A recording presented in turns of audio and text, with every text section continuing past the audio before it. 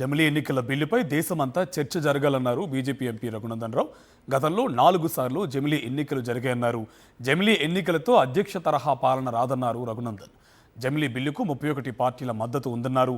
ఇంకా 15 పార్టీల మద్దతు ఇవ్వాల్సి ఉందంటున్న ఎంపీ రఘునందన్ రావుతో మా Delhi correspondent Venkatesh face to face. జమిలీ ఎన్నికల బిల్లును లోక్సభలో కేంద్ర ప్రభుత్వం ప్రవేశపెట్టబోతుంది. సో ఈ అంశంపై మనతో మాట్లాడేందుకు బీజేపీ ఎంపీ రఘునందన్ రావు ఉన్నారు. సో లోక్సభలో జమిలీ ఎన్నికల బిల్లు ప్రవేశపెట్టబోతున్నారు. కాంగ్రెస్ సహా ఇండియా బ్లాక్ దాన్ని వ్యతిరేకిస్తుంది. సో దీన్ని ఎట్లా అధిగమించబోతున్నారు? వన్ నేషన్ వన్ ఎలక్షన్ దాంట్లో భాగంగా భారతీయ జనతా పార్టీ ఈరోజు జమిలీ ఎన్నికలకు సంబంధించినటువంటి బిల్లుని పార్లమెంటు ముందుకు తీసుకురాబోతా ఉంది.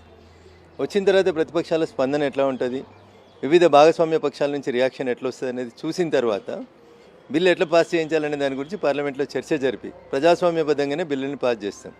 We are confident one nation one election bill కూడా ఈ దేశ ప్రజలకు అవసరం కాబట్టి రకరకాల ప్రాంతీయ పార్టీలు తమ ఆలోచన విధానాన్ని మార్చుకొని ఇప్పటికే సుమారు 30 పార్టీలు వన్ నేషన్ వన్ ఎలక్షన్కి మద్దతు ఇచ్చినాయి. మిగతా 15 పార్టీల్లో నిన్న చూస్తే ఇండియా కూటమిలో మీరు వచ్చినటువంటి లుక్కలుక్కలు లకలకల్ని చూస్తూ ఉన్నారు. గెలిస్తే ఈవీఎంలు గొప్పయి, ఓడిపోతే ఈవీఎంలు చెడ్డాయంటావని చెప్పి జమ్మూ కాశ్మీర్ ముఖ్యమంత్రి ఒమర్ అబ్దుల్లా మాట్లాడినారు. నిన్న ఇంకొక అసమ్మతి గలం వినిపించినది తృణమూల్ కాంగ్రెస్ నుంచి అభిషేక్ బెనర్జీ గారు మాట్లాడినారు.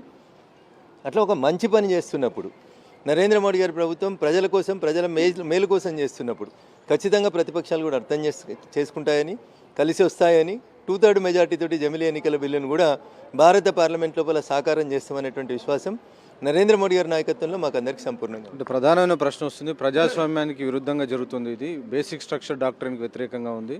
పార్లమెంటరీ ప్రజాస్వామ్యాన్ని మనం కోరుకున్నాం, కానీ అధ్యక్ష తరహా ఎన్నికల వైపు బీజేపీ తీసుకెళ్తుంది. ఇది అంతిమంగా నియంతృత్వానికి దారితీసే తరహాలో ఉందని అంటున్నారు. అన్న, దేశానికి స్వతంత్రం వచ్చిన తొలి రోజులలో 1952, 1957, 1962, 1967 అన్న ఇన్ని టీవీలు లేవు, ఇన్ని పేపర్లు లేవు, ఇన్ని యూట్యూబ్ ఛానల్ లేవు, ఇంత విద్యాధికత కలిగినటువంటి సమాజం ఆ రోజు లేదు. అయినప్పటికీ కూడా కొత్తగా దేశానికి స్వతంత్రం వచ్చింది. ప్రజలు అమాయకులు అనుకుంటున్నటువంటి తరుణంలో కూడా ఈ దేశ ప్రజలు 4 సార్లు జమిలీ ఎన్నికలలో ఓటేసిండ్రు. ఎమ్మెల్యేకి ఎవరికి వేయాలి, ఎంపీకి ఎవరికి వేయాలి, సర్పంచ్కి ఎవరికి వేయాలి అనేటువంటి విజ్ఞత సమాజంలో చాలా గొప్పగా ఉంటుంది.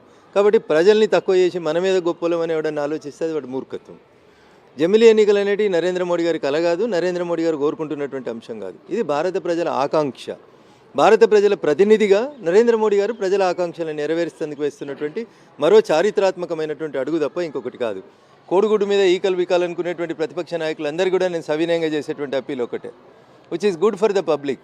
ప్రజల చేత ప్రజల కొరకు ప్రజలే ఎన్నుకున్నటువంటి ప్రజాప్రభుత్వంగా మేము ప్రజలకు జవాబుదారీగా పనిచేస్తాం, ప్రజాస్వామ్య పరిరక్షణకే పనిచేస్తాం తప్ప నియంతృత్వం అనేది మా డిక్షనరీలో లేదు. దీనివల్ల కొత్తగా మీరు సాధించేది ఏమిటి? కాస్త డబ్బును ఏదో ఆదా చేస్తామని చెప్తున్నప్పుడు కొత్తగా సాధించేది ఏం లేదనేటువంటి వాదన కూడా కనబడుతుంది. మరి కొత్తగా సాధించేది ఏం లేనప్పుడు సపరేట్గా సంతకాలు పెట్టేసి బిల్లుకు మద్దతు ఇవ్వచ్చు కదన్న. కొత్తగా ఏం సాధిస్తలేం కదా, ఈ దేశానికి ఏం నష్టం జరుగుతలేదు కదా, ప్రజలకైతే ఎంతో కొంత మేలు జరుగుతుంది కదా, ప్రభుత్వానికి డబ్బులు అయితే మిగులుతున్నాయి కదా. కానీ ప్రజలకి ఇన్కన్వీనియన్స్ కలగకుండా ప్రతిసారి ఎన్నికల కోడ్ పేరిట 2 రాష్ట్రాలు, 5 రాష్ట్రాలు, 7 రాష్ట్రాల లోపల అసౌకర్యం కలగకుండా ఉండడానికి మై క్వశ్చన్ ఈజ్ స్ట్రైట్. దీన్ని అపోజ్ చేస్తున్నటువంటి మేధావులకి, విఘ్నులకి, ప్రతిపక్ష పార్టీలకి నా సూటి ప్రశ్న, 52లో జరిపితే తప్పు లేనప్పుడు, 57లో జరిపితే తప్పు లేనప్పుడు, 62లో జరిపితే తప్పు లేనప్పుడు, 67లో జరిపితే తప్పు లేనప్పుడు, ఇప్పుడు జరిపితే మీకు వస్తున్నటువంటి ఇబ్బంది ఏంది? Just because Bharatiya Janata party bill ప్రవేశపెడుతుంది, నరేంద్ర మోడీ గారికి పేరు వస్తుంది అనేటువంటి దుగ్ధ తప్ప మీకున్న బాధ ఏందో చెప్పుండ్రి. కాంగ్రెస్ పార్టీ తోటి నమ్మకం ఉందా? కాంగ్రెస్ పార్టీ కొంత బెట్టు సడలిస్తున్నట్టు కనబడుతుంది అన్న. నేనేమంటున్నా, ప్రజాస్వామ్యంలో అల్టిమేట్గా న్యాయ నిర్ణేతలు ప్రజలు. ప్రజల ఆకాంక్ష అంతా ఒకవైపు ఉంటే పార్టీలు ఇంకో దిక్కు పోతాయి అన్న.